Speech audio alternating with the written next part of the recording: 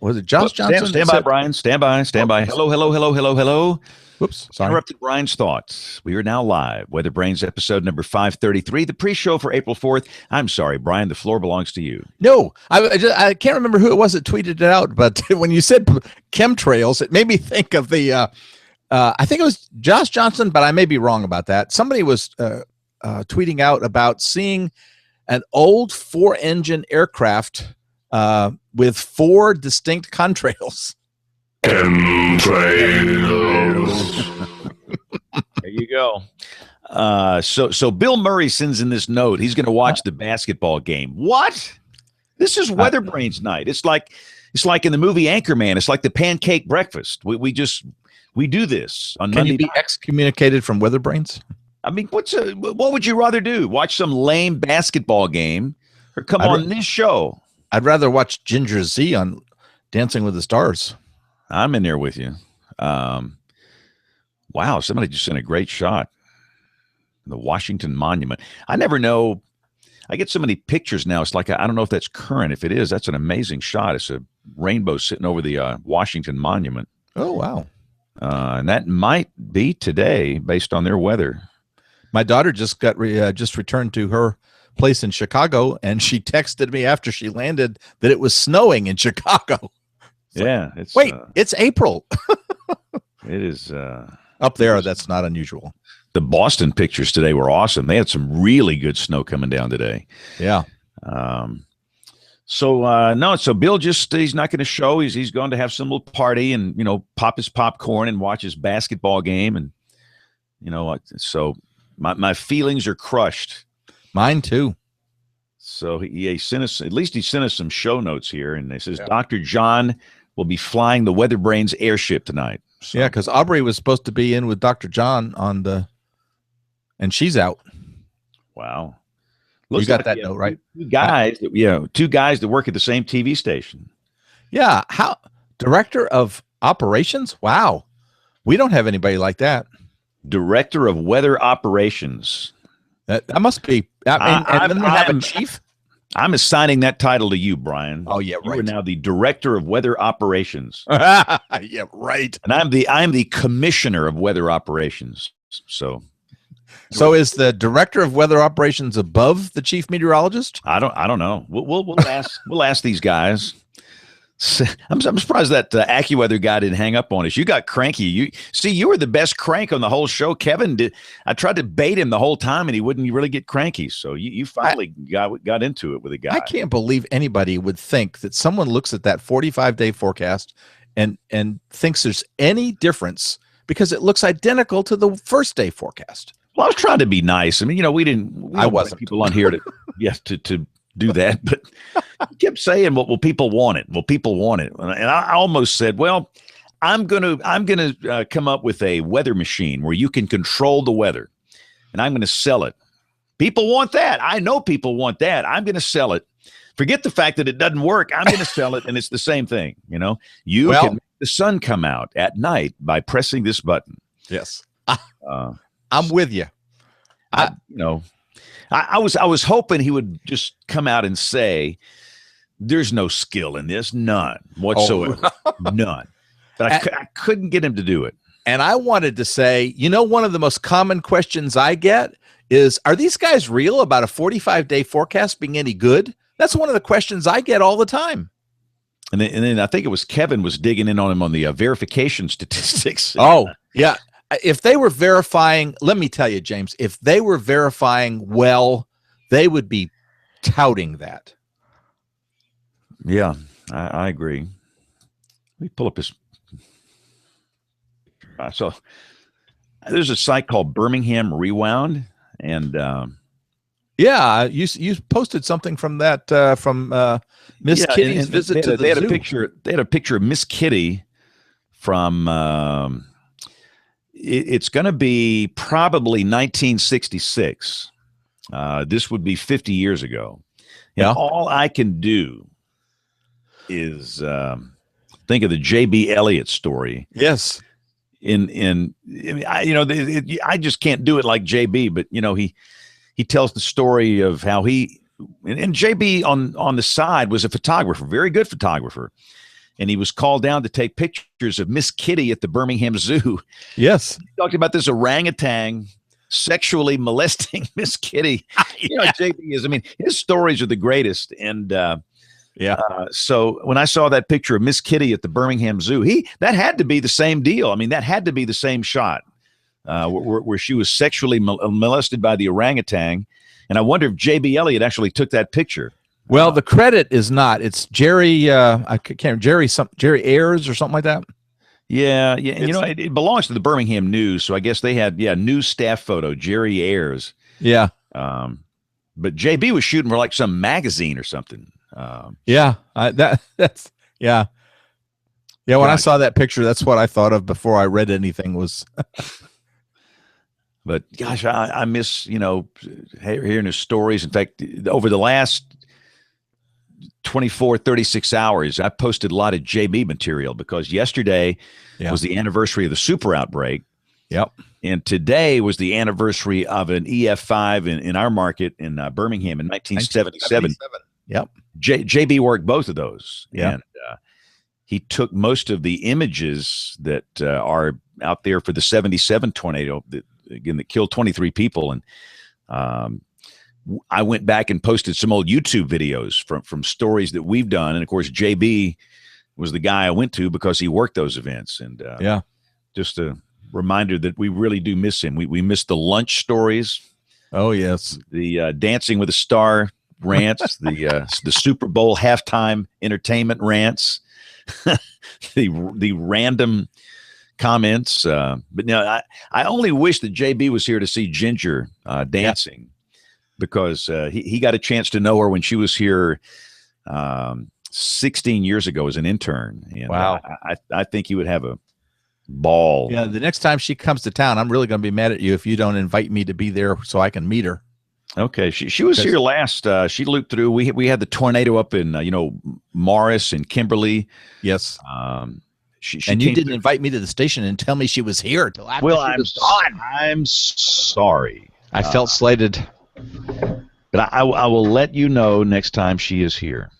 I'm really pulling for her. And I have to admit, in JB's honor, at least she's wearing clothes. On that note, I'm going to play me some music because we're going to go back to 1973. Oh, let me guess. Bill Murray's watching some basketball game. Yes, he is. That's what I was doing. Oh, great. It's going to be me and you, Brian, having to interview the guests. John will be over there watching. I'll have to get updates. East McNeese State and the DeVry Culinary Institute play tonight. I've been in the right place, but it must have been the wrong time. Actually, one of these schools is just about an hour and 15 minutes from me. Villanova? Yeah. And I'll say this, obviously my bracket was just horrible, but I actually selected North Carolina to win the tournament. So if North Carolina should win tonight, then I actually got the tournament winner right. Oh, good for you. Despite the fact that I botched the brackets badly. Just horrible. All right, let me try our guests here. Bill asked me to send them the link. Are you doing that, James? I'm just going to... Go ahead and invite him. See what happens. I didn't know Bill wasn't going to be on. The first Gmail address does not show up. That's not good. Let me try the second one. All right. I wish Bill had given me a little lead time on this. I didn't know he was not going to be on. His email made it sound like that... what the heck are we doing? We're going to give this guy a hard time. We think we gave the AccuWeather guy a hard time last week. Wait till he gets back on this show. Now let's see. Let me try. I don't even see. All right, let's see what happens. Can't see either one of these guys. Okay. That's not a good sign. No. Let's try this. Like every Robin Reed I see, the pictures, it's a female. Yeah, that's not right. All right, so Wait a minute. Hang on now. Yeah, I can tell by his picture. No, the Robin Reed Gmail address doesn't work. It doesn't? No, like I just invited him, but it comes up as a Google Plus account if they've got one. It just showed him as an email address. Right, So apparently he's just going to get an email. I'm sending it to both Robin and to. Well, Bill just sent a note said invite him and quit talking bad about me. No, we're gonna talk bad about him for the next 2 hours. All right. Well, I sent the link that I used to get on. Let's see if they can. He's supposed to be watching a basketball game, and he's over here listening to us bad-mouthing. So apparently he's watching basketball with one eye and watching the bad-mouthing on the other eye. So yeah, there he is. watching basketball with one eye. He's got an Orioles cap on. Outstanding. That really makes no sense. No, they won today in the 9th inning. I thought we were watching basketball. Now y'all screwed it up. I thought y'all could at least send the email to the guests without me having to come over here and watch over your shoulders, and then you talk bad about me. I can't believe it. Caps on today, Major League Opening Day. Thank you very much. So did y'all get the email over to them? Well, I emailed both of them the link that I used to get on, but we'll see what happens. Well, take this link out of the Hangout right here that's at the top of this window. That's what I did. Yeah, that should. I finally got the Brent Watts one to work, so his invitation was posted. The Robin Reed address doesn't show up as a Google Plus account. It just has an email. It says it's Brent email. is on board now. I'll send Robin the email. As long as you email this link to him, he can get in whether he has the accurate Gmail address or not. Right. Okay. So you mean if you send that, like if you send that email link to anybody, they can join? Yes, anybody in the world now. You can just send that link, and they will get it, and it will take them through the process. Okay, here comes Robin. So much easier. Robin said he's on. And again, let me welcome our television viewers. Welcome to those watching on the television side. It's our normal pre-show chaos where we are in mass confusion attempting to get our guests on the air. This show will start in a matter of moments. We did it. We did it. Oh, we got some more hair. Wow. Wow. Now, John and Brent both have the hair of an angel. Now, that is some TV hair. That is. I'm going gray, too. So, no, the gray, that looks like you put it there. So the next question is, Brent, is that thing a toupee or is that real? Oh, that's not nice. No, it's real. I don't spray it in. Brent. We've got a little like Chase Utley there, John Scala. Say what, Bill? It's a little like Chase Utley there, a little bit. Yeah, well, I think Brent's probably 20 years younger than me. All right, since we're on television, let's get this thing started. Before we get in trouble. Talk bad about me for the next year. Now, we want to talk bad about you on the actual recorded show here, so let me get the recorders going here. Recorder 1, recorder 2, and here we go in 5, 4, 3, 2, 1. This is WeatherBrains episode number 533 for April 4th, 2016. We are into the spring tornado season for many parts of the southeast United States. It's snowing in parts of the country, always a very busy and interesting time of the year. But thanks a lot for taking the time to join us. This is the weekly show that's all about weather. We gather around this fine polished digital mahogany table and talk weather. And I was going to talk bad about Bill Murray, but he just hung up on us. So I can't believe this. Here we are. This is the pinnacle of the weather enterprise. You make it up to this show, and you can say, I've hit the peak accomplishment in my career. Bill Murray's decided he wants to go watch some stinking basketball game as opposed to being on the show here. There's no counting bad taste. Wow. So that's stunning. So Bill, and he hung up on us last week too. Remember that? I mean, he just who made him mad? Brian, was it you? Not me. I didn't do it. All right. Well, anyway, and Aubrey is not here this evening. Aubrey, I think, had some. What was her situation? Everybody's got a a little excuse, but hers sounded legitimate. She's got company. Company. I'll take that. Nate is AWOL. We have no idea where Nate is. But Kevin Selly is here, and Kevin, this tracking thing, you're getting out of hand. You're back on it. You've identified a spot where you need to be cranky, and these Tracky Awards, this is just getting too good. Are you tracking the number of times that Bill has hung up on us? Yes, I am. Yeah. Are you ready for the tracking report? We need a jingle or something like that. Yeah, we listen. Yeah, we need a producer of the show, somebody listening to us, that can give us a jingle, and we can do a Tracky Award because this is good. This has been up my backside for years, because I want to know what bonehead told these TV weather people that every word out of their mouth or every other word should be track or tracking. And Kevin is on the case now. Well, it's becoming very difficult to determine. I have been told that 3 different consulting firms are responsible for this. So originally we thought it was Magid. I thought you were told this at one time at Magid or something, James. No? I think I have heard Magid secondhand, not firsthand. And also I've heard Larry Rickle of San Antonio, broadcast image. Yep, he's in the loop on it now too. Well, almost a week and a half ago, I called Magid, and you might remember from last show, the lovely woman put me on hold, and she came back and she said, well, let me just take your email address and I'll put the word out. And I never heard anything, so I called her back this morning, and she said, well, they discussed it, and there was a concern that they didn't want to say anything because they consult for the other station in your market. And I said, no, come on now. That's and that turned out to be kind of an excuse.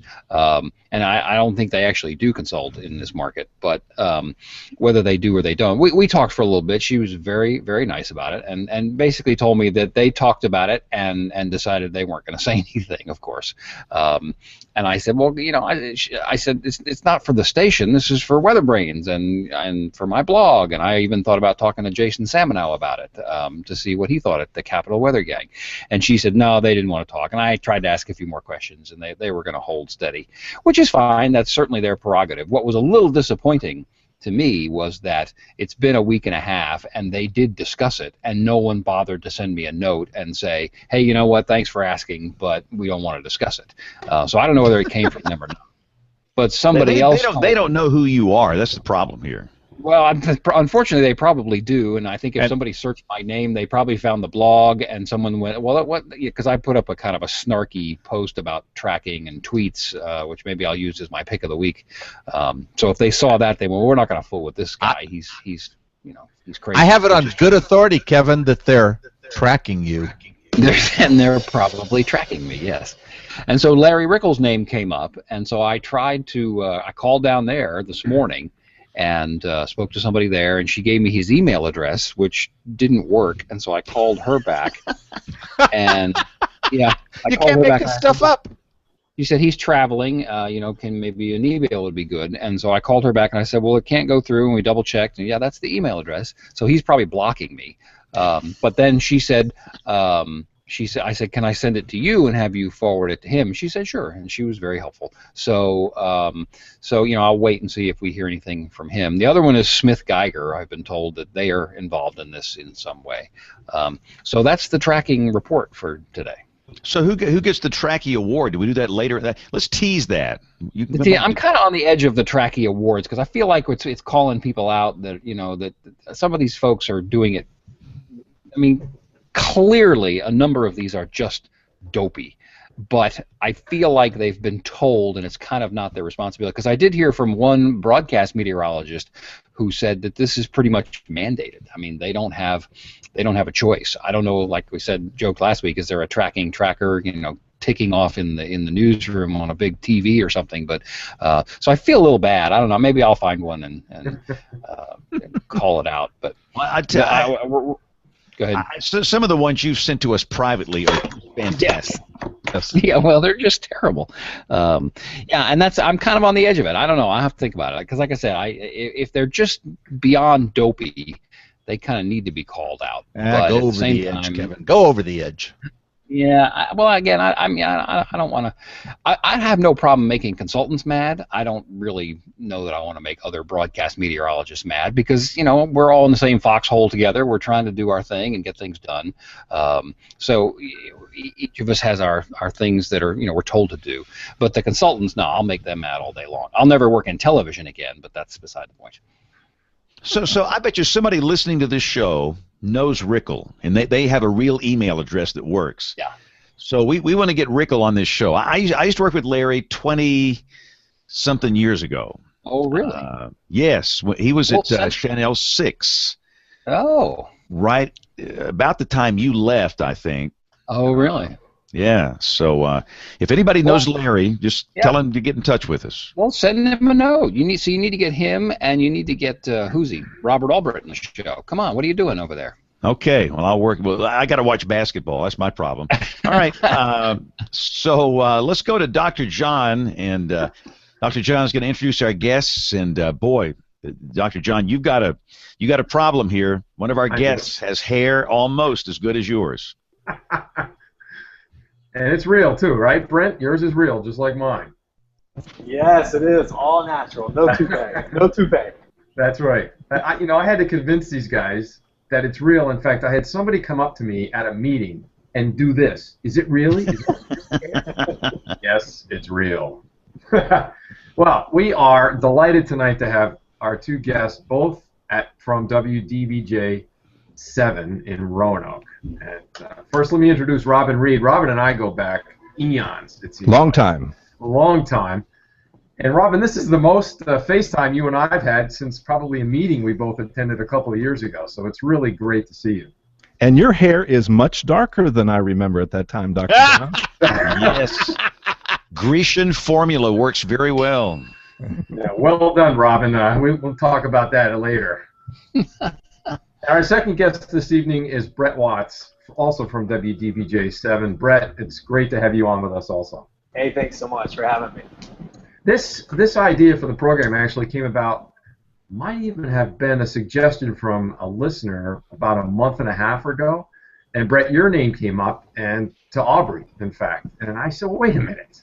I know the chief meteorologist, or who was formerly the chief at WDBJ. We got to get Robin on here as well. So I'm really glad we have both of you.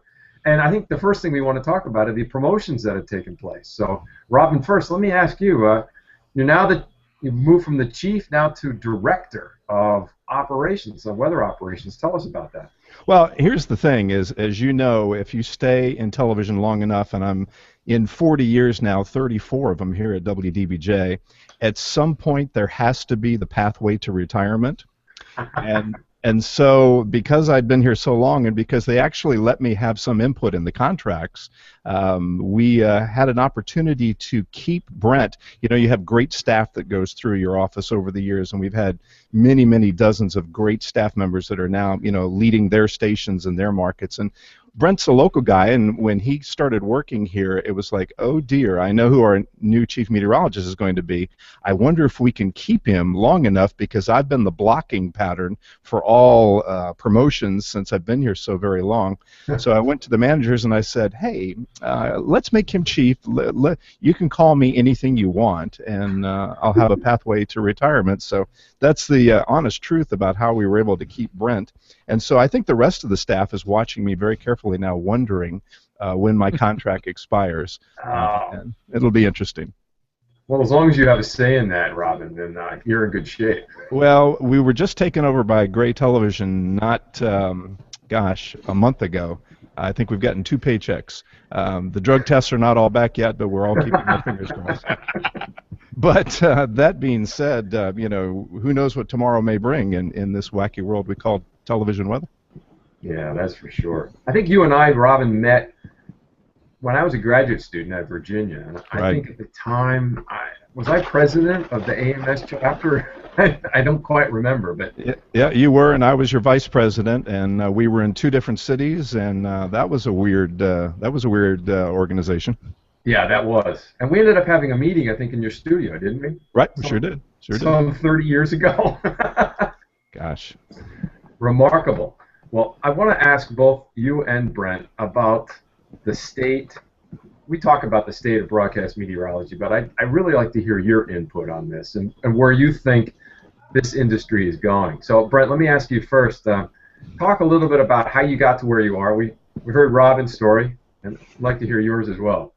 Well, first off, he says to keep me. I wasn't going to go anywhere, and I think it's been amazing to work with Robin. We've got a really, really great staff, and we always have.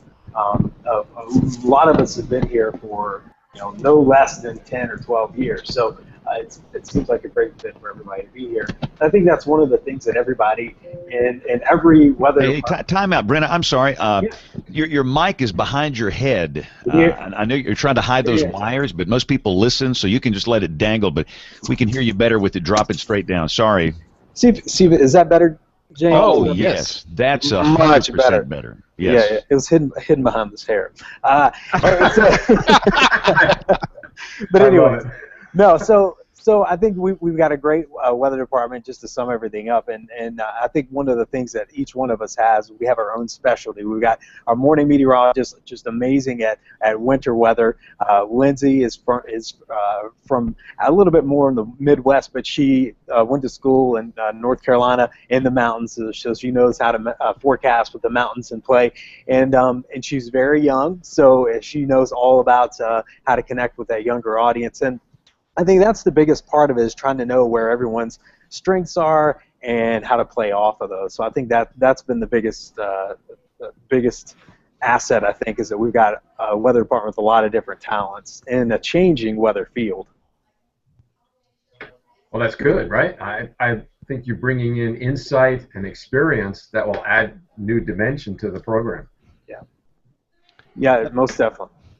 And I think another thing that is absolutely true is with all these various skill sets that everybody brings to the staff, one of the things, John, you asked about the future of the industry, and gosh, James knows more about this topic than I could even imagine I could have a conversation with. But, broadcast meteorology may not be the same 2 years from now, even though the consultants who are making us track things say that weather is king. I'm not so sure that broadcast or television meteorology per se is really what we're talking about. One of the things that Brent is very good at is hanging on tight to the trends in social media, and he is forever pushing us to stay on top, stay on top, stay on top, because when you go to Facebook and you do a live video and you look over, and I looked over his shoulder the other day and he had like 3,000 people in about 4 minutes on Facebook, and I think we have a 10 o'clock news that might not do 4,000 households. So, if you're not being very, very nimble about how you're thinking about getting this weather story out, if you're not broadcasting it to the people that are, really looking for new ways. I teach at Virginia Tech. Most of my students, there's about 125 in each class. Only 3 or 4 of them even know who I am. They're from all over the world, and they're getting all their stuff on their handheld device, and that's their weather broadcast world. Oh, that's for sure. How are we going to monetize that, though? That group it's nice to say X thousands of people there, but we monetize them. I don't know how we do it, and I don't think anybody has that solution, because all we notice is our managers throwing things against the wall and hoping something sticks. And I don't know about you guys, but I haven't seen anything stick that makes the kind of money that television makes. Interesting. Well, Brett, tell me about how you respond, or maybe you don't respond, to negative comments that come in through social media. How do you handle that? Hey, I seem the video signal seems to have locked up on my end. Can you guys still hear me okay? Yes. Loud and clear. Okay. I think that the biggest thing that what we try to do is we try to make sure that we engage. And just, could you repeat your question one more time, because it did drop out just a little bit? Oh, yeah, sure, Brent. All of us have experienced negative comments through social media. Do you respond to those? And if you do, how? We definitely get negative comments. Everybody does, and I think you have to really look at is there. My thing is, there's usually always some type of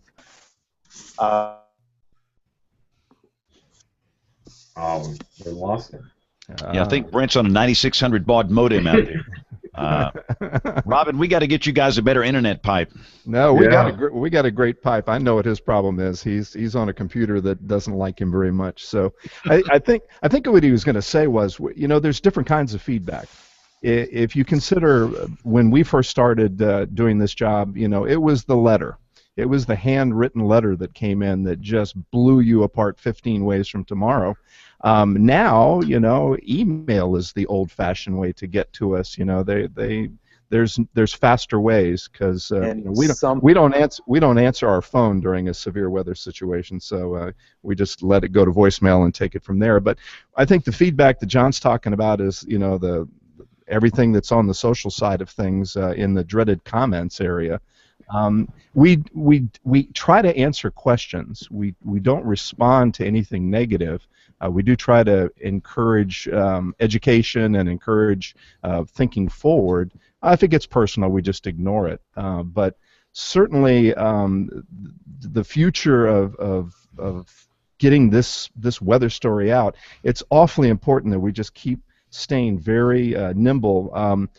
We have a mobile app. Everybody has a mobile app, whether it's vended by the weather company or whomever.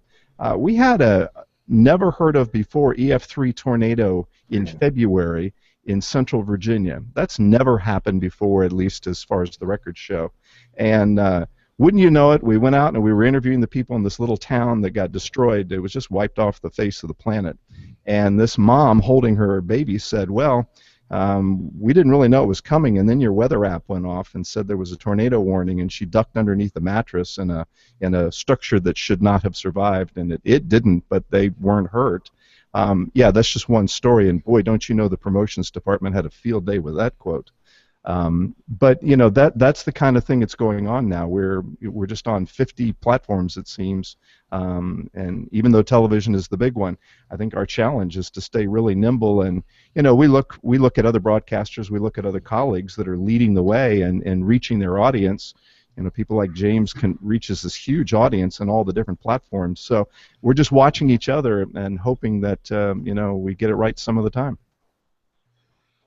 Yeah, Robin, what kind of outreach do you do? I mean, obviously you're using your mobile platforms, your social media, but are you doing actual outreach where you're going to go out into the community and actually talk about severe weather awareness, particularly following the February outbreak? Sure. So there's the routine broadcast outreach. You've got your schools, you've got opportunities to teach. You have I don't know. You guys are probably pretty popular with retirement homes. I know I certainly am. I'm on my second generation of my grandmother watches you all the time, so that's great. But retirement homes are a great place to go talk because they're actually interested in what you have to say. So, but for John, for some of the things we've done, we have what's called a Weather Fest. Yeah. And we do that each year. It's in conjunction with the Virginia Statewide Science Festival. It's all STEM related, and it's done at the science museums in various communities, one in Blacksburg, one in Roanoke, one in Lynchburg, one in Danville. And we keep that going each year, and we have found we've had as many as 20,000 people come through that festival. We had it here at the television station a couple years ago, and we had never seen such crowds in our life. So very exciting topic to these folks, and that's what we try to do. We also we do Skype classrooms. We did several last week. If the location is more than a couple of hours away, that's a hard 4-hour round trip and an hour visit with the kids. So we do Skype classrooms whenever we can. So it's pretty much 24/7 job these days. Brent, you're back with us. Can you hear us all right? I can. Yeah, I don't know what's up. I'm in the studio with the Wi-Fi, so that may be what's going on. I'm not sure. Oh, Robin thought the computer doesn't like you. That's the real reason. Probably. Yeah. I was just asking Robin about some of the outreach that you're involved in. Maybe you could kind of follow along there and talk about some of the activities that you're involved in to spread severe weather awareness, but to engage your audience. Yeah, well, we visit a lot of schools. I know. I think I caught the end of that when Robin was talking about it. We visit a lot of schools, and my philosophy on school visits is that's our future audience as far as weather goes. And these are the kids that hopefully, if you can try to twist their arm to watch television or use your mobile app, that's probably one of those that may have a little influence on their parents at home. So I think if we can get the more schools that we can get into, that's really the way to go for us. And you know, we try to teach them a little bit about everything, some hands-on experiments. And I think I caught the end of Robin talked about the some of the Skype sessions too. That's been really helpful in such a big DMA, and trying to get out to everybody. And I'd like to do more of those. The plan is to try to do some almost virtual field trips, if you will, to the television station. Yeah, before I forget, you were mentioning WeatherFest. The NWA will have a WeatherFest at the upcoming meeting in Norfolk, and that will be the Saturday of that beginning of that week. I think it's the 10th. I think it's the 10th. Anyway, so that will be an event that will be, I think, widely attended. That's a lot of people are going to come in for that. So if either one of you can make it to this meeting, that would be great. That's cool. Actually, Brent will be presenting a paper at that conference, and the genesis of the idea was the NWA meeting that was in Birmingham a number of years ago, and getting to watch all these great papers of stations and how they covered severe weather. And you know, when you're in Alabama, you know, you get to cover it over and over and over again. When you're in Virginia, you get to cover it about once every 5 years. And your skill sets go right to crap when that happens, and you don't think ahead, and so we had some severe weather over the last couple of years, and we have a storm chaser, Chris White, whom Chris will know, and he and Brent will present a paper on how do you cover severe weather in a non-severe weather area, but one where the audience, you know, is impacted just as much as they are in a tough state. And their paper has actually been treated to the EF3 that we had back in February as further evidence of how you cover such things. So look for his paper, I think, at the broadcast workshop. Oh, well, that'll be great. I definitely want to look forward to that. That same storm event actually produced the first EF2 tornado in February in our area, RCWA, and actually I think it's the second tornado since we've been keeping reliable records in February since 1950. And that tornado occurred through the heart of Amish territory, Amish land here in central Pennsylvania. So we had a follow-up meeting last Tuesday at the firehouse in Whitehorse, Pennsylvania. It was attended by emergency managers, it was attended by the Pennsylvania State Police, and a lot of Amish showed up at that as well. And one of the issues that's coming out of this is how do you communicate alerts to a population that doesn't have electronics? Have you run up against that at all? Oh, no electronics, absolutely. How about no cell signal, period, in the mountains? That can be an issue. But it's, I don't know, I think our market is slow to change. We may have been the last market where people actually started buying HD televisions. Fortunately, they figured that out, and they're now doing that. But I just think that when you have a really wide-ranging market like ours, I think we're in 26 counties and 2 or 3 states, and we go from sea level to 6,000 feet elevation. We're pretty much screwed trying to get the forecast right for these folks. So they each find their own way to you know, stay up on it, whether it's their cell phones or what they're doing. But yes, there are pockets of areas where, you know, you don't reach them at all, and there's not much we can do about that. Yeah, in fact, we're relying on neighbors, in fact, who do have communication to actually go next door to the Amish and say, you guys need to take shelter. Right now, yeah. Yeah, right now. In fact, we dodged one on that Tuesday. There was a live auction taking place in a barn. There was about 150 people. They had no idea, because they don't have handhelds, unless somebody came and told them, you guys need to take shelter. Well, they were in this auction when the tornado went through there and took out part of the barn that they were in, and somehow we did not experience either a serious injury or a fatality. Wow. And I just think we're going to get hit. And that community is going to get hit one of these days. So let's move on a little bit and talk about some baseball weather. I know you've got an interest in baseball, Rob, and what's your favorite team, and how did they do today? You know, here's the thing. I got a couple of days off, and we live on a farm in the beautiful town of Fincastle.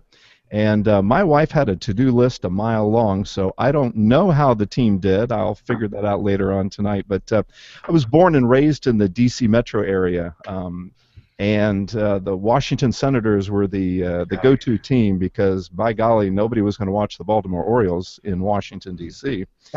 And damn it if they didn't leave town and go to Texas one day.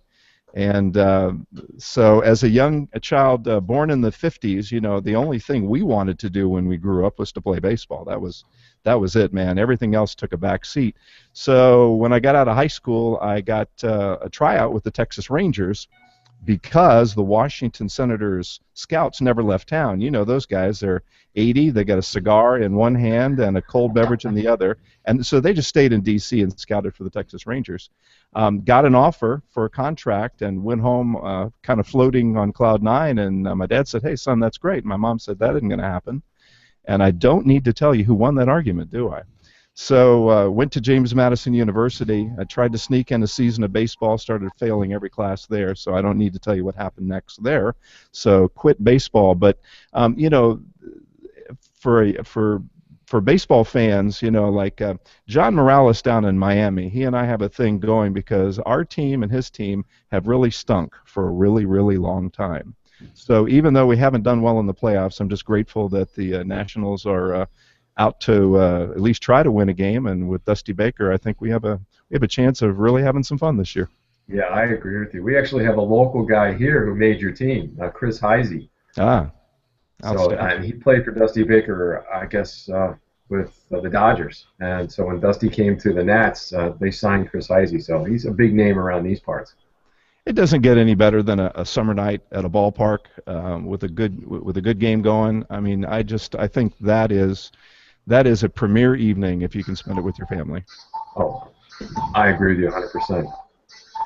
I guess Brent's still away from. You guys got he's doing a 10 o'clock show probably. Yeah, right? We got a 10 o'clock, so he slipped over to do that. And who has the cuckoo clock? That was great. That was a great. Oh, that's mine. Is that yours? I'm a clock nut. I got clocks all over the place. I wasn't sure if that was one of James's sound effects or something. One never knows. No, my sound effects sound like this. Yeah, well, when you're in the middle of a baseball story and you hear a cuckoo clock, you're not exactly sure who that's geared for. So. Well, Robin, what projects do you have coming up the road here for you? Let me tell you a little bit about the meteorology program at Virginia Tech. You were involved at the University of Virginia a long time ago with what was then the only place you could study meteorology in Virginia. You couldn't really do it at the undergraduate level, but you could do it at the graduate level. There was a pent-up demand for a meteorology degree, and I don't think Virginia Tech quite knew what they were getting into, but they created the major and opened it up, and within 2 or 3 years they had 125 kids enrolled in that program, and I think they had projected maybe 20. So at that point they needed adjunct professors like nobody's business, and so I got involved with teaching down there, and it has been a delight. You have a steady stream of interns when you do something like that. Yes. We've had great interns. We even pay them a little bit of money to come in here and you know, do all the things that we don't know how to do, but they certainly know how to do. One of the things they did, by the way, on the WSI boxes, the Max boxes, and I'm going to call it WSI for a long time in the future. Yes, the weather company does not roll off your tongue, if you know what I mean. We had them come in and we said, you know, landmarks are really important, but these maps are not very good. So we had them program in every elementary school and high school and shopping mall and, you know, whatever we could come up with. And when they did that during the tornado coverage that we did not too long ago, one of them was very close to a school. They kept the kids locked down, and that was a very good thing to have on the air, you know, without it wasn't native to the Max boxes. So when you can get smart interns in, and when you can teach these young people, they love coming to television. I'm always surprised at how many of these 19-year-olds want to be on television.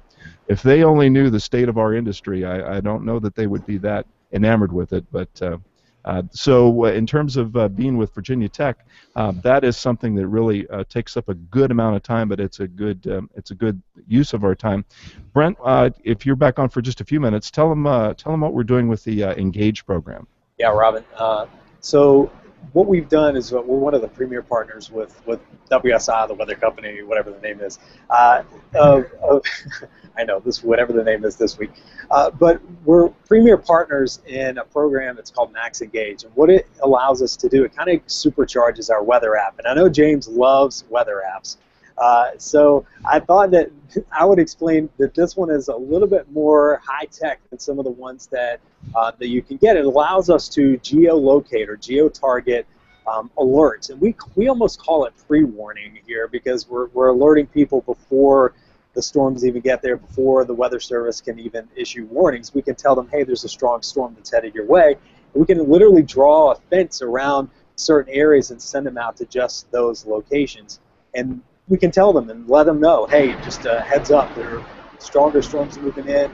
Watch out for any warnings from the National Weather Service. And, you know, we'll have updates too. So it allows us to geo-target certain areas, and then other areas don't have to worry about it, which has been really helpful too. And we can send out some videos and push notifications too. The one thing we did discover after we got this ability was we now knew we needed a third full-time meteorologist doing just that. You had your two on-air people going wall-to-wall, and you needed somebody going wall-to-wall on this engagement thing because it doesn't work if you don't engage them. If they go to the app and you're not there waiting for them with, you know, useful information, they won't go back. So we have learned that it takes another staffer full-time, you know, during severe weather to stay engaged with the audience. And Robin, one of the things too is that we notice and going out the day after the tornado, and I know you guys have been out afterwards and talked to people too.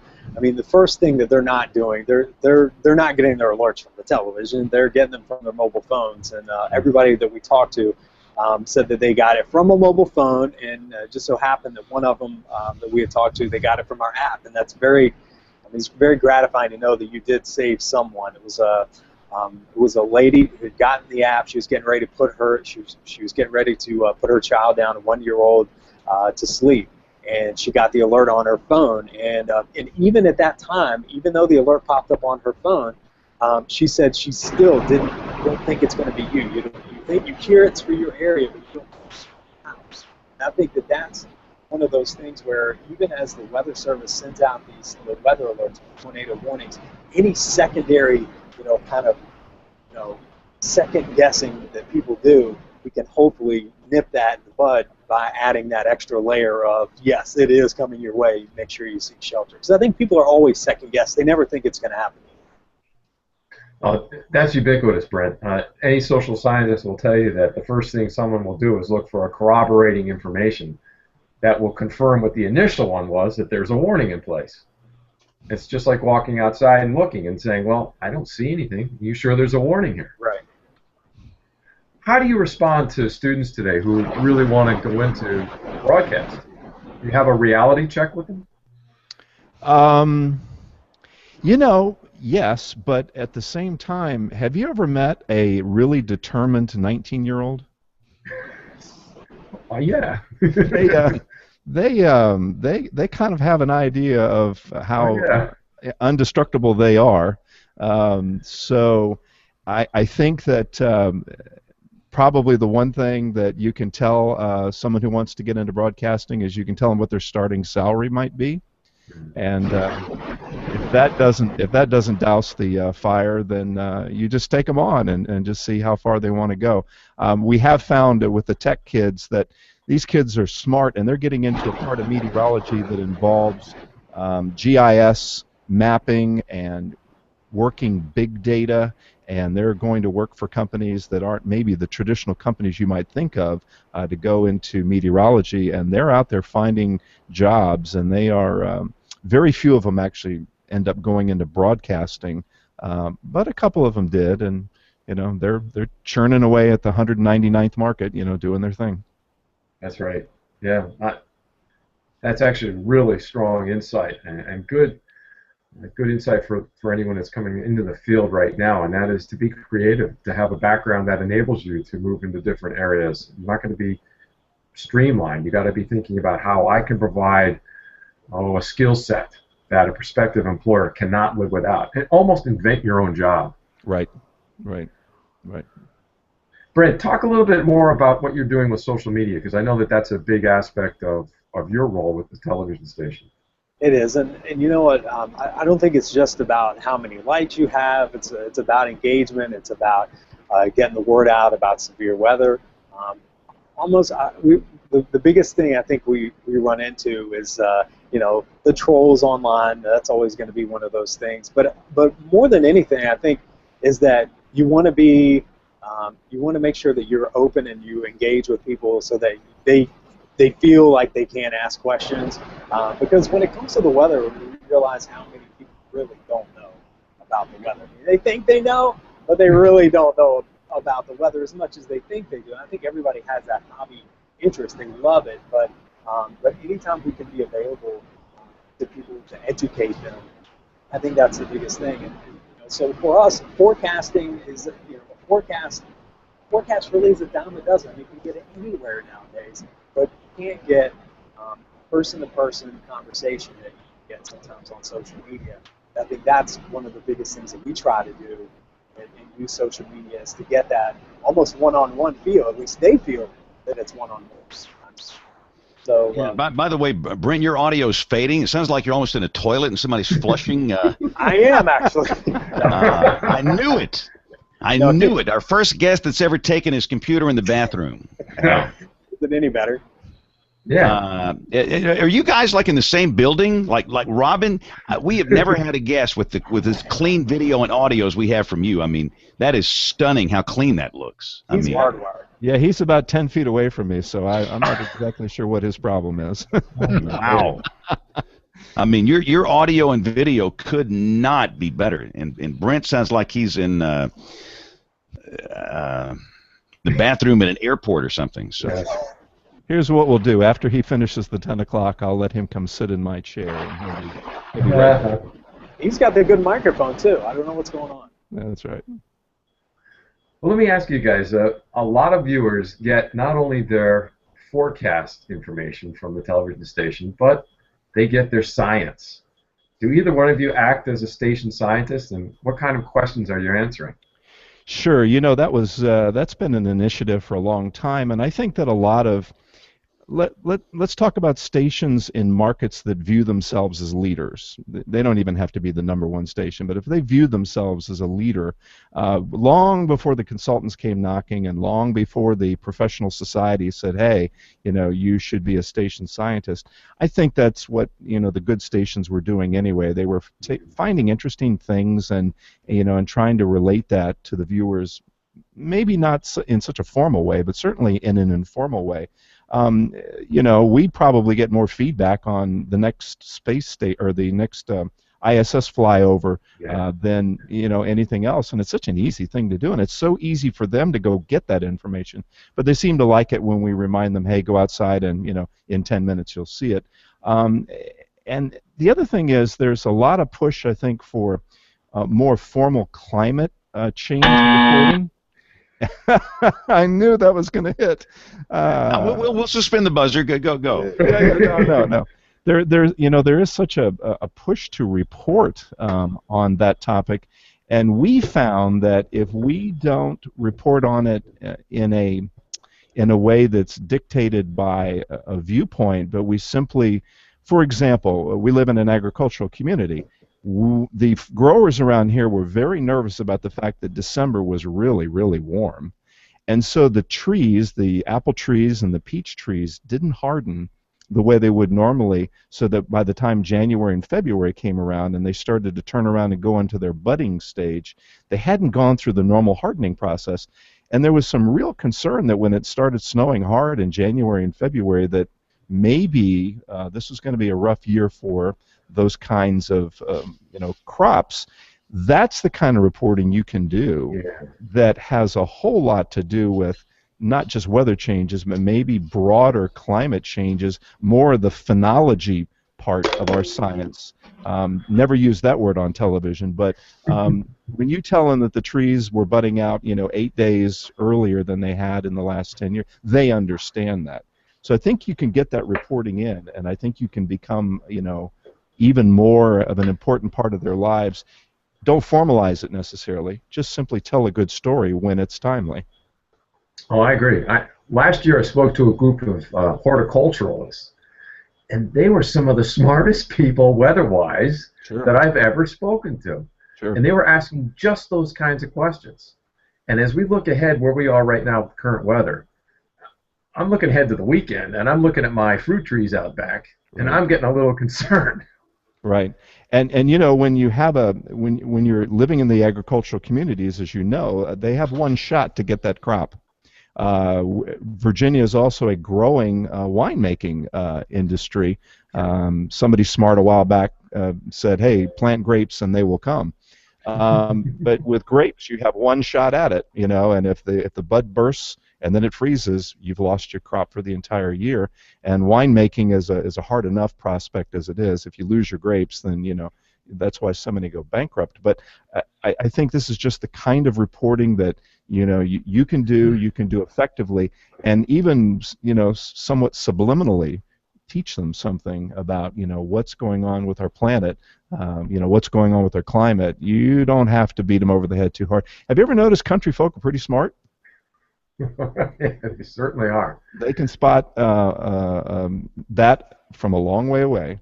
So true, so true. I had a farmer come up to me one time and say, "Why can't you do any better than a 30 or 40% chance of thunderstorms? Yeah. I've got hay sitting on the ground. I got to get up. Can't you do better than that?"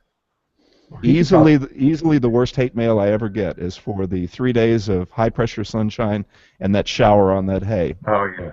They don't hold back then. They let you have it with everything they got. That's right. I agree 100%. James, you got any questions? Yeah, so my standard stuff here. Here we go. No. See, John's nice. I'm the guy that asked the hard questions. This is not hard, but Robin, you've been in this thing a long time. Why? So somebody that's 30 years old, busy, that gets weather on their phone, why would you give them a reason to stay up until 11 o'clock to watch weather on television? Why would I give them a reason to do that? Why would anybody stay up and watch some guy on TV at 11 when they can look on their phone at any time and see what the weather's going to do? So, James, you know that the schedules that we live with from television, date back to the 1950s and 1960s, which is why it doesn't really work anymore, since everybody time shifts, since everybody binge watches, since nobody watches appointment television. They're going to get it when they want to get it. So I think the answer to your question is I have no idea why anybody would do that, except they were watching the show before, and for 5 more minutes they're going to give that local news a shot before they fade away. For the life of me, when I'm not at work, I don't stay up until 11 o'clock to watch the news. So I just got to believe that there's something structurally broken with asking people to do it that way, because society has changed so much. But I don't know what the answer is. The networks don't need us anymore, not really, to broadcast their signal. So at least in your time zone, correct me if I'm wrong, but they don't have to stay up till 10. Is that right? Mm-hmm. Yeah, ours is 10, but it's the same problem, and all of our numbers are way off. I mean, that newscast is dying. Exactly. Where it stops, nobody knows. The big one, the earlier ones are still doing okay here, and we have in this market an 8 o'clock, a 9 o'clock show on many TV stations that's going on right now. Right. That's the biggest problem I face is so in like 1 hour I'll be in front of that green wall. Everybody knows what the weather's going to do. What can I do to be relevant? And I try and, be somewhat interesting and, get off into stuff that maybe they can't get on their phone, but there's no clear-cut answer for that, and it's something I struggle with, and I think we all struggle with, and I just try and be honest. I mean, I don't have an answer, and I don't think there's an easy answer for that. But let me call timeout real quick. I see Aubrey showed up. Aubrey, you're here. Welcome. Unmute yourself. Unmute yourself. Whoops. She's trying. She's muted. Oh, She's no. muted and now she's what I was going to do, if she had a second, we'd just get her in real quick because I know she's busy. Try it again, Aubrey. Oh. No, we can't hear a word you're saying. Looks like she's on a phone or some kind of portable device. But we will keep trying. So again, Robin, go back to how do you handle the 24/7 nature now of what we do? This is my greatest struggle. It's time. Time is the greatest equalizer in life. Everybody in those little boxes down here, we got 24 hours in a day, and how you spend that time determines who we are. And now in our business, we live in a world where people are going to be asking questions, wanting information 24 hours a day, 7 days a week. Most people know that during the week I sleep about 3 hours. Right. For an old man, that is not healthy, and I don't think it's healthy for young people. So the question is, how do you handle the 24/7 nature of your job now? It's interesting that you pointed that out because my wife said to me the other day, you know what? When you wake up in the morning, the first thing you do is grab a cup of coffee and sit down and talk to 27 radio stations. She said, from that point on, I've lost you for the day. You're gone. And this is on a quiet weather day. Never mind the snowstorm that keeps you sleeping on the blow-up mattress at the station for 3 days. But she said, your job has changed immensely. And when I try to talk to her about, well, it's a 24-hour job now because that's the way it's consumed on, smart devices or any device other than that, TV that's in the kitchen. To be honest with you, I don't know what the answer is. I don't think in every market there's somebody that can do that. There's a leader in the market that can do that. Maybe if you're lucky in a big city, there's 2 people that can do that. But not everybody can do that. Not everybody can reach out socially the way you and others do. And quite frankly, we find it almost impossible. Brent mentioned earlier that we each have our own skills, and we each bring to that pot of 24 hours a day our skill. So my thing is, and James, I've seen you do this before. I saw you run out of a meeting one time through the kitchen back door to go take care of radio. So I take care of all of our radio stations, 7 days a week. And they come at very odd times, and whenever there's serious weather, they want bonus coverage, of course. But we just try to spread that workload around a little bit. Hi, Aubrey. Hi, can you guys hear me? We can hear you now. Yes. James has a question for you, actually. No, I just want to see if you I know you're busy and you just popped on here. Just wanted to get you in and say welcome and how are you and. Well, thank you. It's so great to have you guys here. We definitely really appreciate it. I know I just kind of popped on. I have some family in town, so I was able to sneak away for a few minutes and make a little appearance. So I don't. Now, do you guys overlap at all? Are you competing in any way? It looks like you're totally separate markets from what I can tell by looking at the map. Yeah, we're separate markets. Yeah, we're owned by the same family now, but we're sister stations now, as it turns out. But yeah, we're completely different. Even if we wanted to, our areas could not overlap. People just they cannot get us in the same area. That's good. It's all those mountains out there. So do you know, Robin, a guy named Gary Kelly? You ever heard of a station called WSLS by any chance? Absolutely. They're right across town from us here.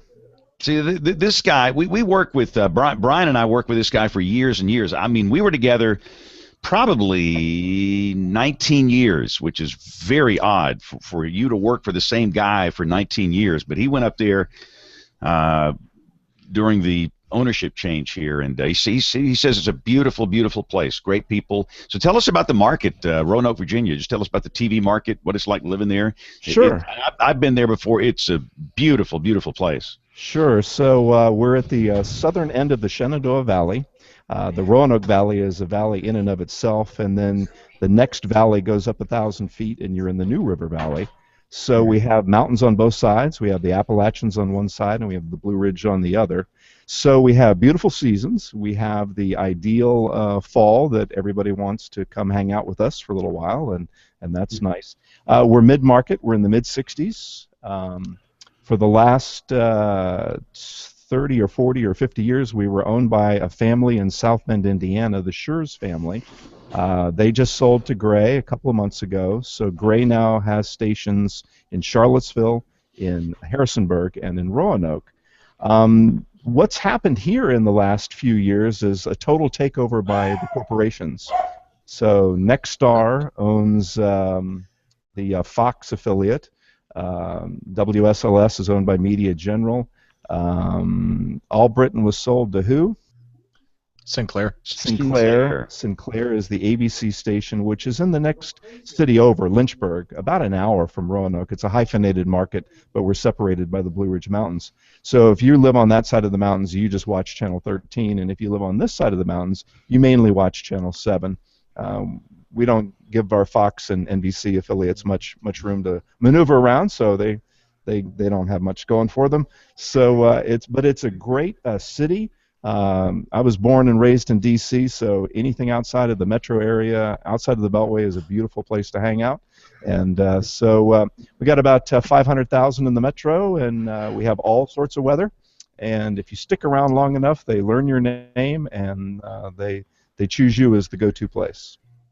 And I have to ask this, which is a little off the subject of weather, but tell me about the situation last summer where you had the horrific tragedy of this on-camera live shot murder scene. How did you guys process that, and are you still processing that? Yeah, I don't think you ever get over something like that, James. It happened live during the morning show with two of our younger employees, one who had been an intern here and had then gotten hired because she was just so damn good, and a photographer who was born and raised in this area and was overachieving. He was a young person that had to overcome some social things, and he had to overcome some physical things, and he just flat out overachieved and became the kind of photographer you would want to go out on, every story. And so on that particular morning, they're at the most idyllic place you could be in our market. They were at Smith Mountain Lake, which is nothing but beautiful, nothing but peaceful. And to have a ex-employee from several years departed, he'd been gone for more than 2 years, decide to take that moment to do something so hateful and so evil on live TV, and then post it before he was eventually caught up in D.C. No, we haven't processed it. The company has given us a lot of resources to work with the information.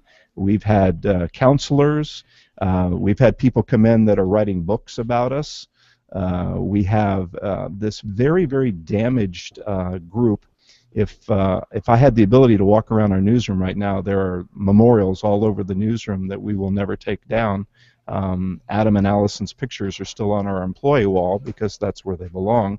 But I don't think we're ever going to get over that. And what we did discover is that television can be a pretty chaotic business. You can have turnover in your department, or you can have a stable staff as we do.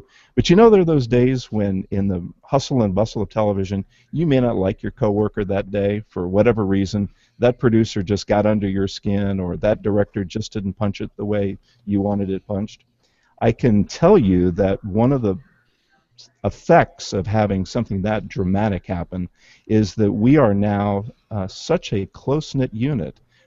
We watch out for people in ways we would never have thought of before. We make sure nobody walks anywhere by themselves. We don't let anybody put themselves in harm's way if we can help it. We have become a very tight unit that has seen some pretty big turnover. We're probably going to turn over maybe a third of our entire staff, and at this television station, that's about 100 employees. And some of it is just flat out the pressure of coming to work each day. My wife actually commented when she came into the building a couple weeks after. She said, "My goodness, you can't breathe in here. There's no air in this room. It had gotten so quiet." Right after the shooting, we probably had another 100 people in this building, reporters from all over the country that were helping us do our jobs. We had every consultant you could think of, every priest, every minister, trying to do what they could do. We had network people here for weeks and weeks and weeks, and so when you walked in the building, it was just you had all these people here. We had several people from CBS that just moved in with us, a couple of photographers and a couple of reporters, and they just stayed here. And so that got us through the initial crush of emotion. But every day is a new day, and when you least expect it, somebody will say something or you'll see something, and it just brings you down so quickly. So I don't think anybody's ever going to get over it, and I don't think you can. These were two of our most shining stars.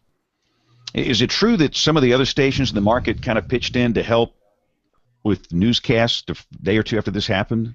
Well, what happened was we needed to transition out of the newscast to go to funerals, and so the outreach was tremendous. And yes, the local competitors all offered. What we found, James, is what we could do is reach out to former employees, and they were all over, from Richmond to Pennsylvania to Chicago, wherever, and they came in on their own and anchored and reported the weather and did the sports for us. And you really find out who your colleagues are when somebody's willing to take time off from their job to come in to help you, as you go through your grieving process. All right. Well, thanks for answering those questions. I could not help but just mention that, and it's something I still think about often. Sure. And it was just horrific, and I think everybody in the industry was praying for you and will continue to do that. All right, quickly, before we do some recorded segments, I always have to ask everybody this. Hardest parts of what's the hardest weather to forecast in your market?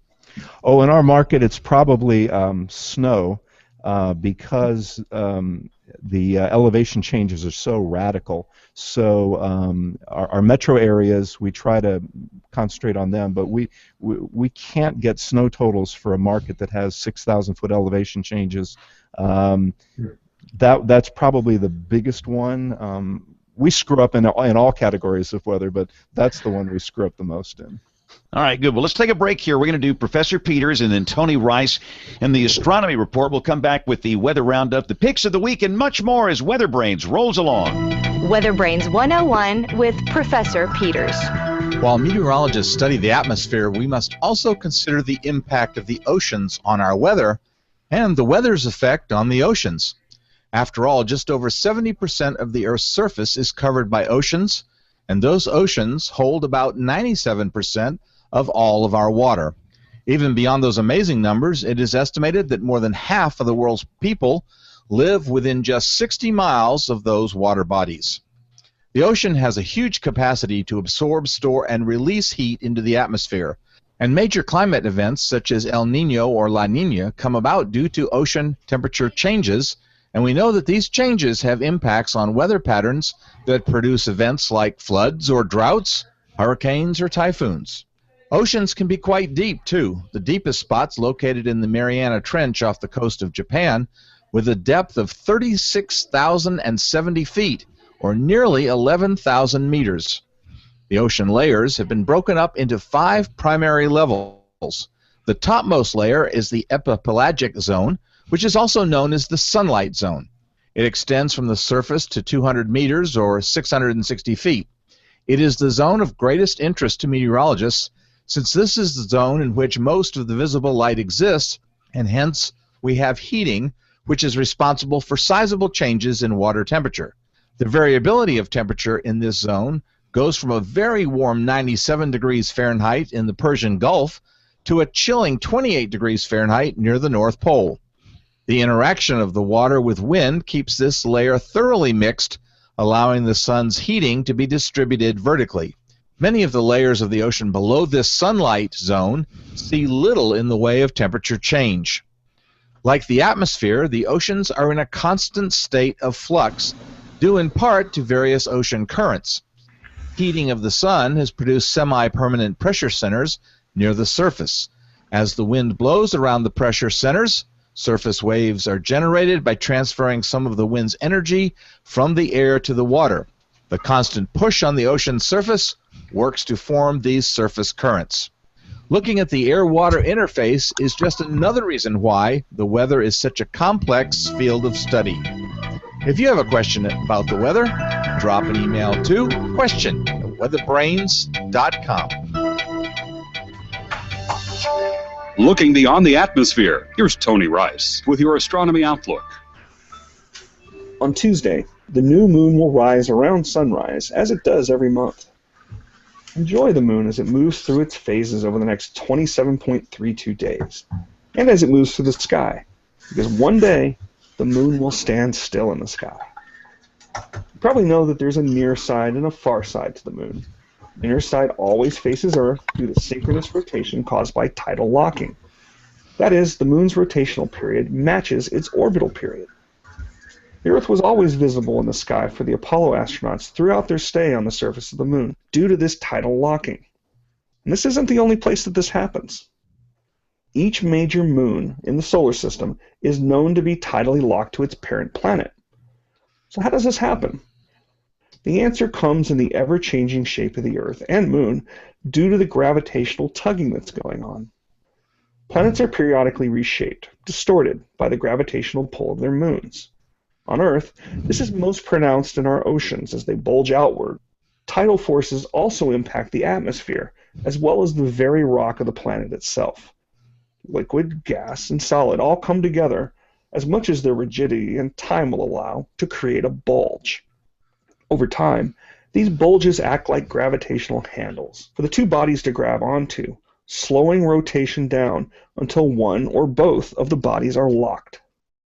Pluto and its largest moon, Charon, are extreme cases of this. Not only is Charon tidally locked to Pluto, Pluto is tidally locked to Charon. If you were standing on the surface of Pluto, Charon would always be in the same place in the sky, and vice versa. Tidal lock happened first for our moon billions of years ago, but the process isn't actually over. Geologic record shows that an Earth day used to be about 22 hours long. Earth's rotation is slowing at a rate of about 0.002 seconds per century. So, in about 50 billion years, give or take, the Earth-Moon gravitational bulges will line up. An Earth day will be closer to a month long, and the moon will hang in about the same spot in the sky for the entire day. But not to worry, neither we nor our progeny will see this day. In just over 5 billion years, the sun will expand out, engulfing the inner planets, as its fuel supply is exhausted, and it passes through its red giant phase. It's your Astronomy Outlook. Follow me at RTP Hokie for more spacey stuff like this. When the weather ball is red, warmer weather is ahead. When the weather ball is white, colder weather is in sight. When the weather ball is green, no change in the weather is foreseen. When colors blink by night or day, precipitation should move away. This is the Weather Roundup for April 4th, 2016. And as we speak, it's been snowing in Boston today. How cold is it up there, John? Well, it's going to be chilly tomorrow, James. We're going to be, I'm going to share the satellite loop here. This is a 12-hour loop across much of North America. We're going to be down into the 20s. What's dramatic to me is before the event came through on Saturday, we were about 80 degrees on Friday. This front came through, and I was looking on Saturday at the upper level analysis, and what particularly piqued my interest was at 500 millibars, it was a record low temperature at Green Bay. It was minus 38 in April, and the wind speed at 500 millibars at Minneapolis was 105 knots, which was also a record based on the SPC climatology. So we knew that there was something unusual about to happen. Well, we were experiencing wind gusts of 50 to 60 miles per hour through the overnight on Saturday into Sunday, and it looks like when you look back across North America that these storm systems are just going to ride this baroclinic zone all the way into the weekend, and each one of these is going to bring colder air in. So as I was just mentioning to Robin, I'm looking ahead thinking, I don't like this pattern at all. It's like winter shows up now that we're into spring. And it's going to work its way south. Brent, I see you're back. Welcome back. Looks like you're... He went to another computer. I can hardly wait to see if 3 out of 10 works for us today. Can you hear me at least, hopefully? Oh, yeah. Now, video clean, audio clean as a whistle. Miracles do happen. There you go. So how cold is it going to get there? We're going to get down into the low 30s here in Roanoke tonight, and upper 20s in some of the outlying areas. We've got freeze warnings issued. The biggest thing, of course, is trying to explain why some areas are under a freeze warning, why others are not, and it's for us, it's because the growing season hasn't started in some areas. So we have freeze warnings up for areas that are going to be just really cold, or not, really cold, and then we don't have any freeze warnings for areas that are actually going to see the coldest temperature. So people are very confused. Yeah, I stay confused. Yes. But that's obviously one big story. It's the colder air coming down the pike. Had some storms. Brian has been chasing storms at night this season. Brian, how bad is that? Horrible. It's absolutely horrible. Oh, boy. I cannot imagine that. Can't see a thing. Yeah, down here in the deep south anyway, for the most part, we have these HP supercells. And if this were during the day, it's hard enough. And this stuff happens at night. Goodness gracious. I mean, everything we've had, it's been this nighttime stuff. Yeah, it's tough. It really is. And then, like you say, James, you add in all that precip on top of everything else, and you know that it's wrapped around there somewhere. But that's why you, sir, are paid the big bucks to go out there and handle things. But anyway, Brent, let me kind of backtrack a little bit before we go into the picks of the week. We're talking about your market and this, oddities about it. Robin talked about the difficulty of forecasting snow. In your opinion, what's the hardest challenge for you in forecasting there? Definitely snow. Snow is definitely one of those, and probably one of the toughest. And then the other is just getting basically the thunderstorm aspect of it too, because we've got mountains that sometimes will help to form storms and trigger them, and then other times, it depends on where they're coming in, they'll fall apart and they'll cause them to fall apart. So I think one of the bigger challenges for me is the thunderstorm forecast and trying to forecast just the pop-up storms, where they're going to form along the mountains. Is it going to be a mountain day? Which mountains are they going to form? And so that's probably one of the toughest things for us, aside from winter weather, is pop-up storms. And let me ask you this. I asked this question of Robin. How do you handle the time crunch that we're all in this 24/7 world? People expect answers from us at 4 in the morning, 4 in the afternoon, all the time. How do you handle the time pressure that you're under? It's really difficult, and you feel like you really work 24 hours a day almost. And I think that's probably what I try to tell anybody that goes into this field, is that it's not television. It's going to be a 24-hour-a-day job, and you're pretty much on call, not necessarily from here at the television station, but you're on call from your users, your Twitter followers, your Facebook followers. So I think that's the toughest part, is just trying to be everywhere for everybody, because if you're not there and you're not available, they're going to go somewhere else. How much sleep do you typically? Oh, go ahead. By the way, he did not have that gray streak in his hair before he took that job. No, that's not true. That's not true. And Brent, just you keep this up long enough, and you'll look like me. So just fair warning. Now, do you have a family, kids, or anything, Brent? I do. I have one 12-year-old daughter, and she keeps me pretty busy. She's in dance, and so we try to have as much family time as possible. And I mean, that's the thing about we were married. My wife was married when I had taken this job, so she knew it was kind of a crazy field to begin with, and to be very flexible. But she's been awesome, and I think that's the biggest thing, is just understanding. If your spouse or your significant other understands the importance of what you do and believes in that, then you're going to be okay. And for both you guys, advice for college students that are listening to this show that want to do what you are doing, what would you tell them now as some good advice? It's a passionate job, so you better be a passionate person. You better be ready to do your best science and understand that your communication skills will sometimes fall on deaf ears. You may have a great show and go away thinking you communicated effectively that day, and go to the grocery store and find out that they didn't understand what you just said. So be prepared for you've got an audience, and each one of them is looking at the world a little bit differently. But if you've got the passion for it, I say go ahead and bring it. Bring your best game. Yeah, I got to share one thing with you before we go any further. I spoke to a bunch of second graders today, and I know all of us do this. When you speak to second graders, their eyes are like saucers. And I walked down the hall towards the classroom, and all the kids in the hallway were just like, they were like this, and they're waving and doing. And this little girl came up to me, and she said, "Are you the guy?" And I said, "I'm the man, not just the guy." Wow. That's all. You are the guy, John. So what we're going to do next, we're going to do Picks of the Week, and this is something that is weather-related. This can be a website, hardware, software, anything remotely related to weather. So at this time, let's go to Kevin, who happens to bop in here. Kevin, got a pick for us this week? Well, yes, I'm going to be self-serving and pick my most recent anatomy of a weather tweet blog post on the Digital Meteorologist blog. It is laced with snarkiness and a reference to James Spann. That's funny. I mean, I laughed out loud when I saw that. That was just kind of like awesome. And you sure you don't want to do a Trekkie award?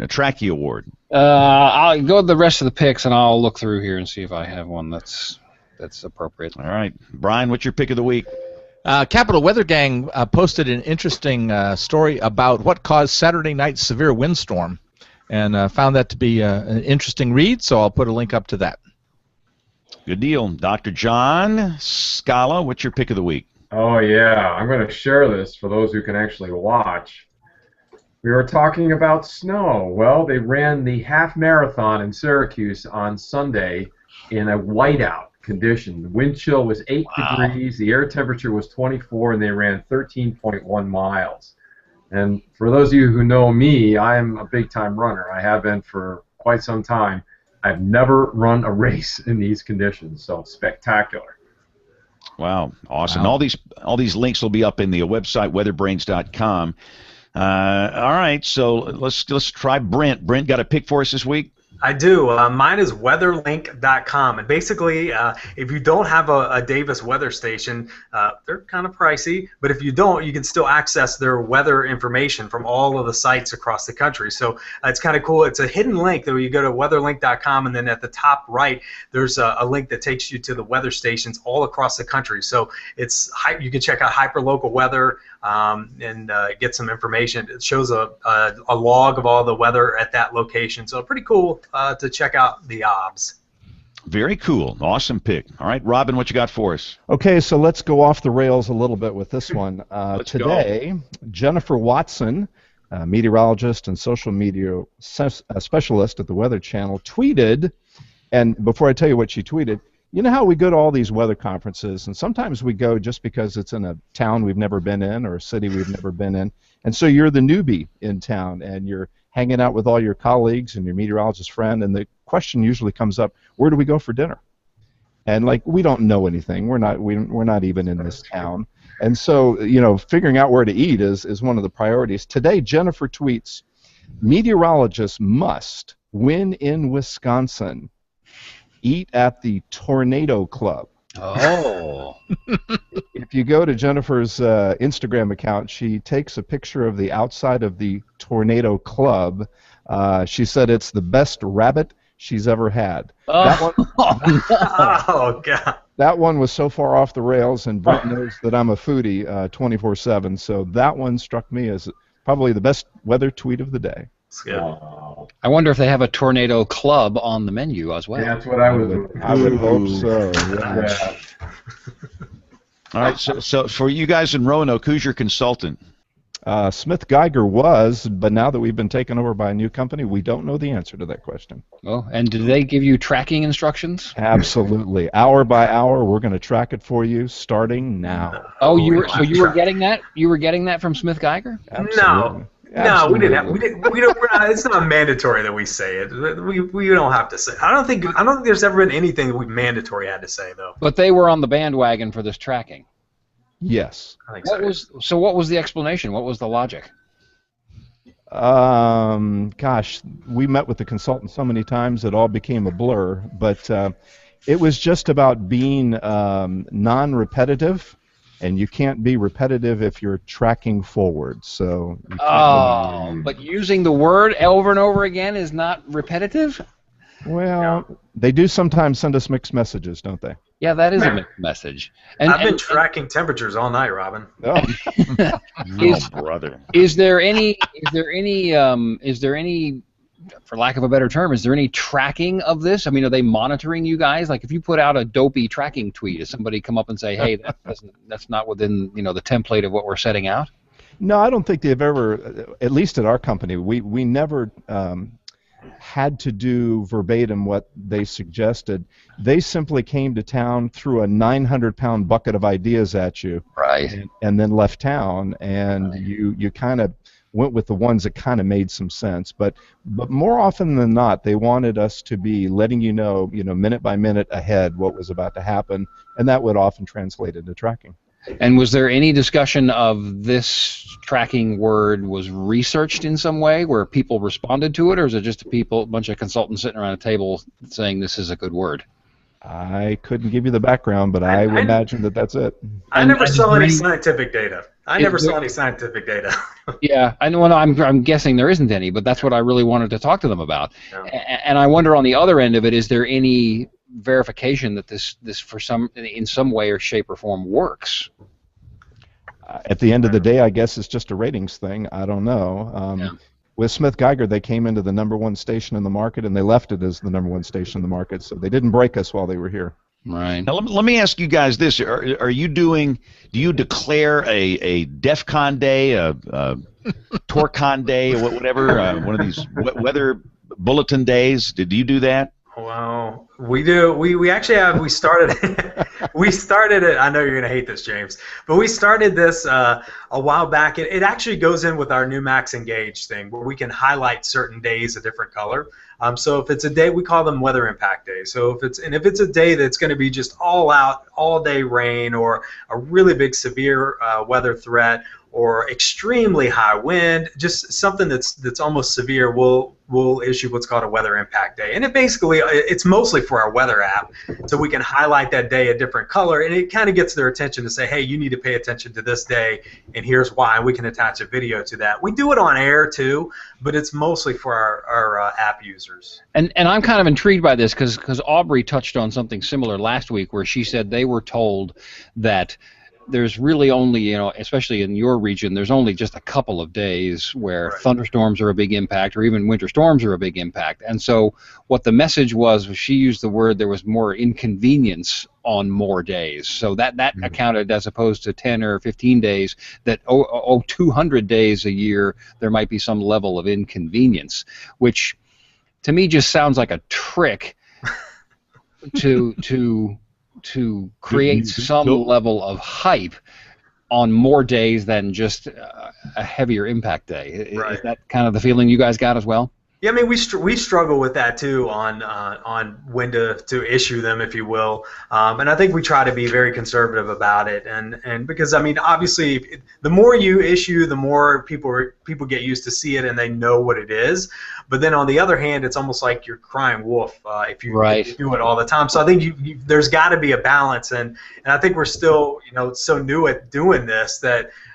You got to come up with a balance. And we've heard some feedback from you app users and viewers too on TV saying this is silly. It's silly. What are you doing this for? And then we've had others that say they appreciate it. But I think we're still trying to find that balance of when to actually send out the alert and make it an alert day. Right. By the way, you got some creeper with no hair staring in that window back there behind you. Yeah, it's totally freaked out. It's one of our photographers, and why he's photobombing. That's our Skype classroom, by the way, that Brent's in right now. And why he's photobombing him, I have no idea. He's being nosy. No, I saw a station declare a sunny, warm day as a weather alert day. Because it was so nice, they wanted their viewers to know that it was a special day. So they highlight. So it's like now we got weather alerts day for subsidence, drizzle, fog.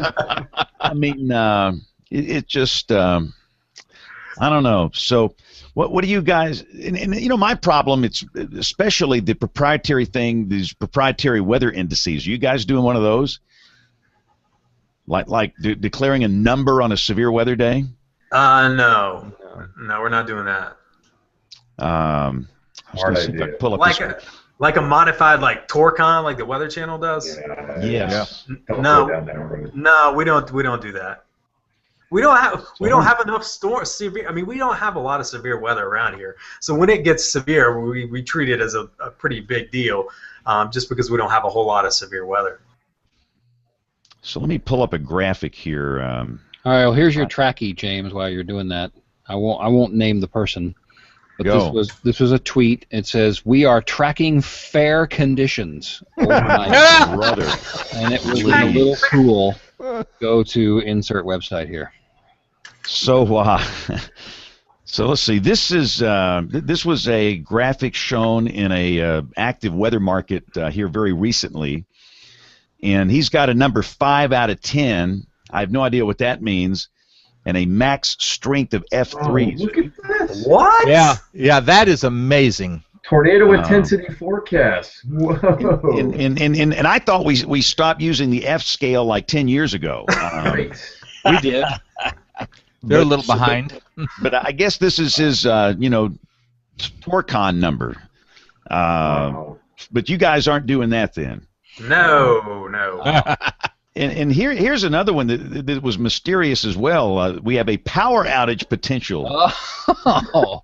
Now, Kevin, are you doing this? You're just down the road here. Very detailed one too. Yeah. Oh, is this? Oh, yeah. Likely.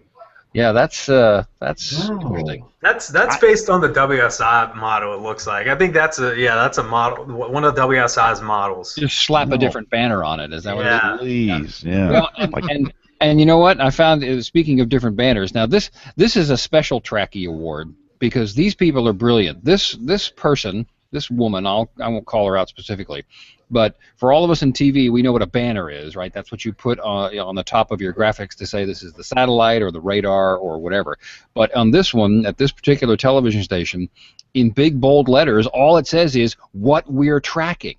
And it says Wednesday, and there's a picture of the radar, and there are temperatures overlaid on that. But I find this brilliant because this means now we have to never come up with any new banners ever.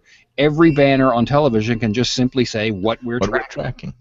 There you go. Love it. We got the whole TV weather problem here figured out. But my problem is I've got to go do some television here in like 2 minutes, so we got to wrap this up. And thank you especially to Brent and Robin for joining us. Thank you guys. It was great having you on the show this week. We appreciate it. Thank you. And plug your.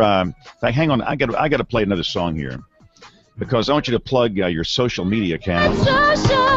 Social media. All right, so you guys plug away. Twitter accounts, whatever. Plug. Go. Go for it, Robin. No, you're the master. Go. All right, hey, we are at WDBJ7 Weather on Twitter and Facebook, and my personal account is What's Up Brent on Twitter, Facebook, and Instagram. I like it. Yeah.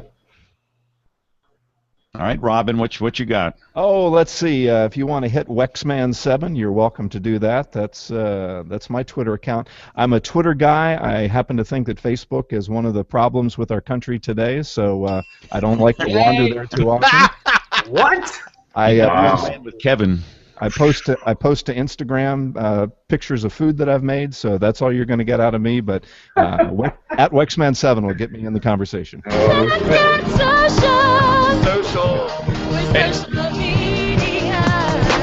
All right. Hey, James, we need to have Robin on Facebook Brains. There is such a thing? No. We typically do the show Monday nights at 9:30 Eastern, 8:30 Central. Most people watch at live.bigbrainsmedia.com, and most of you actually listen to this show.